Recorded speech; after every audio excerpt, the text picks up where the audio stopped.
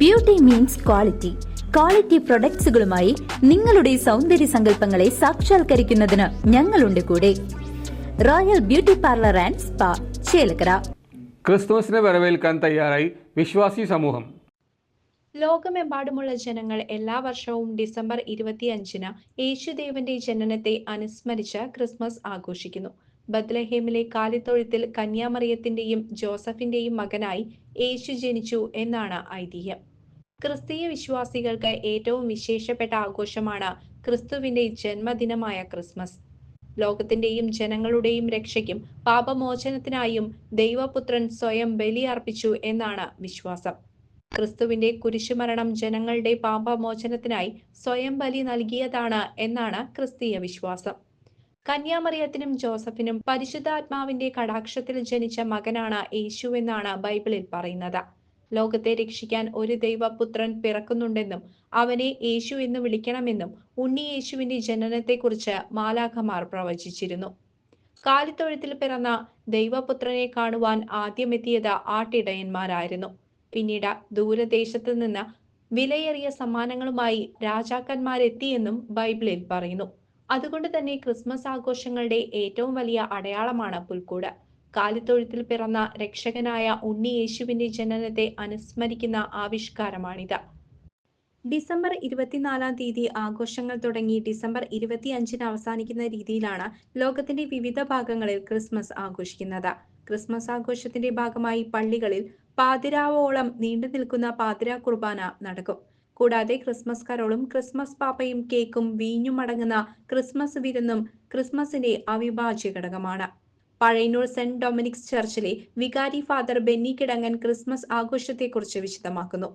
മിശിഹായിൽ ഏറ്റവും സ്നേഹം നിറഞ്ഞ സഹോദരി സഹോദരങ്ങളെ, ഈ വരുന്ന ബുധനാഴ്ച ലോകം മുഴുവൻ ക്രിസ്തുമസ് ആഘോഷത്തിൻ്റെ ലഹരിയിലാണ്.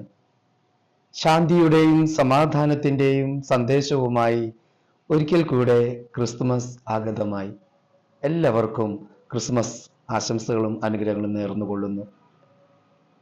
മാനവ മക്കളെ സ്നേഹിച്ച് കൊതി തീരാതെ ഇനി എന്ത് പോലെ സ്നേഹിക്കുമെന്ന് മനസ്സിലാക്കി ചിന്തിച്ച് ദൈവപിതാവ് ഈശോയുടെ രൂപത്തിൽ, ഉണ്ണിയേശുവിൻ്റെ രൂപത്തിൽ ഇതാ നമ്മളുടെ ഇടയിലേക്ക് മനുഷ്യരൂപം ധരിച്ചു വന്ന ആ പുണ്യദിനമാണ് ക്രിസ്തുമസ്.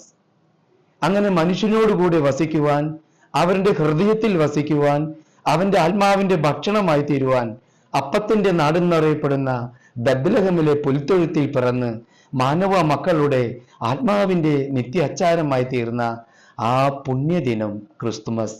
അതേ പ്രിയമുള്ളവരെ, ശാന്തിയും സമാധാനത്തോടെയും ആത്മാവിലെ നിറഞ്ഞവരായി തീരുവാൻ യേശു മിശിഹ ആഗ്രഹിച്ച് നമ്മളോട് കൂടെ വസിക്കുക.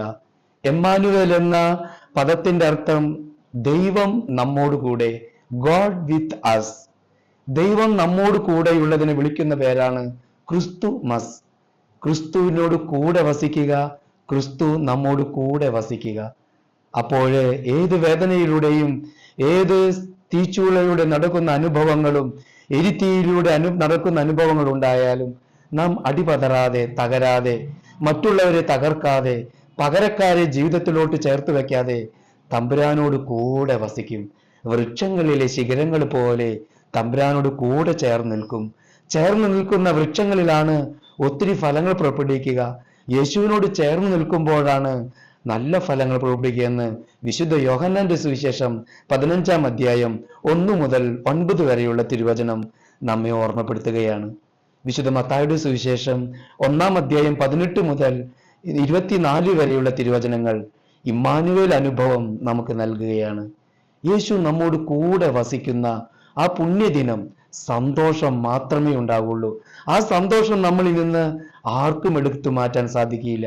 ലോകം തരുന്നത് പോലുള്ള സന്തോഷമല്ല രക്ഷകനായ അവതരിച്ച ഉണ്ണി മിശിഹ നമുക്ക് ഓരോരുത്തർക്കും നൽകുന്ന, നമ്മളിൽ ഓരോരുത്തരിലും നിക്ഷേപിക്കുന്ന, നമ്മളിൽ ഓരോരുത്തരിലും വർഷിക്കുന്ന ആ സമാധാനം ആർക്കും എടുത്തു മാറ്റാൻ പറ്റുകയില്ല. അത് നശ്വരമല്ല, അനശ്വരമാണ്. അത് മാനുഷികമല്ല, അത് ദൈവികമാണ്. CCV news, Pazhayannur.